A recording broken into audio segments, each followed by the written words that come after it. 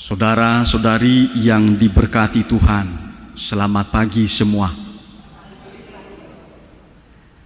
Ada banyak orang beragama semakin saleh, semakin menjadi orang yang baik, memiliki relasi yang baik dengan sesamanya, bahkan dengan orang-orang yang berbeda dengan keyakinannya, dan sekaligus juga memiliki kedekatan dengan Allah.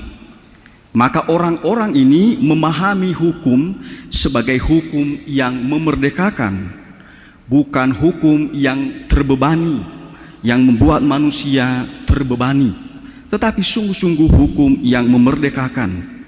Dan mereka juga menghargai dan menerima perbedaan. Karena itu mereka membangun persaudaraan dan memiliki toleransi yang tinggi kepada sesama. Tapi saudara-saudariku yang terkasih, kita juga bisa melihat bahwa banyak orang beragama menjadi sempit cara pandangnya. Menerapkan hukum bukan supaya orang merdeka, tetapi supaya orang terbebani. Maka kalau kita melihat relasi mereka kepada sesama menjadi sempit, tidak luas. Dan barangkali juga cara pandang mereka kepada Allah juga sepertinya sempit, tidak luas juga, karena mereka tidak mewartakan Tuhan yang Maha Kasih, yang mencintai semua orang, yang menurunkan hujan dan kemarau bagi semua orang tanpa membeda-bedakan orang.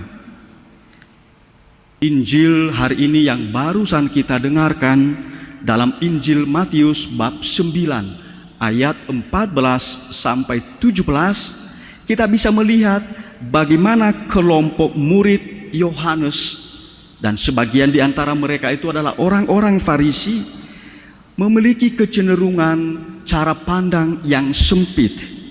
Mereka memahami hukum berpuasa secara sempit, sehingga mereka tidak tahu lagi tujuan di balik berpuasa itu.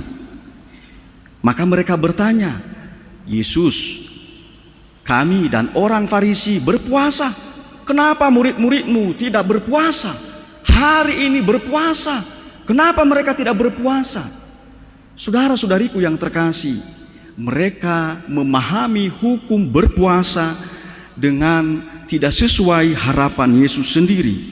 Kita tahu di dalam kitab suci, berpuasa adalah saatnya menyesali dosa-dosa dan melakukan pertobatan dan sekaligus mempersiapkan diri bertemu dengan Tuhan. Bertemu dengan Tuhan. Pada saat itu, di dalam Injil yang barusan kita dengarkan, Matius 9 ayat 14 sampai 17, Yesus sedang bertemu dengan murid, dengan para muridnya, dengan murid-murid Yohanes. Maka mestinya mereka berpesta, bersukacita menyambut Yesus yang bertemu dengan mereka. Jadi di dalam puasa, ketika kita bertemu dengan Tuhan, kita menjadi bergembira, kita mengalami sukacita rohani, dan karena itu kita melihat orang lain secara baik.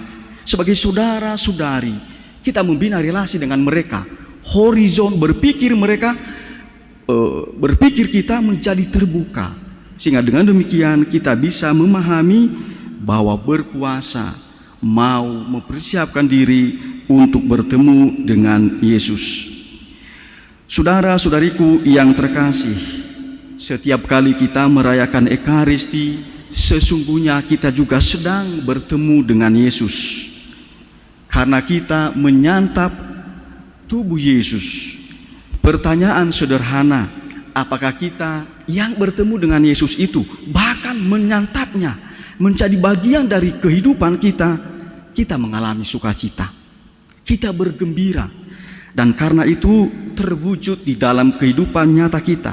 Kita tidak hanya memiliki kedekatan dengan Allah, kita mewujudkan sabdanya, tetapi juga kita memiliki relasi yang baik dengan sesama kita. Kita menerima perbedaan, menghargai perbedaan, membangun persaudaraan, dan juga memiliki semangat persaudaraan yang tinggi, toleransi yang tinggi.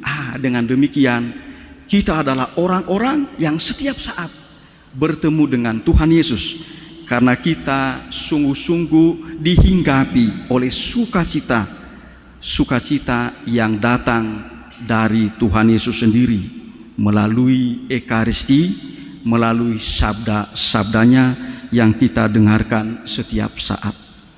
Tuhan memberkati.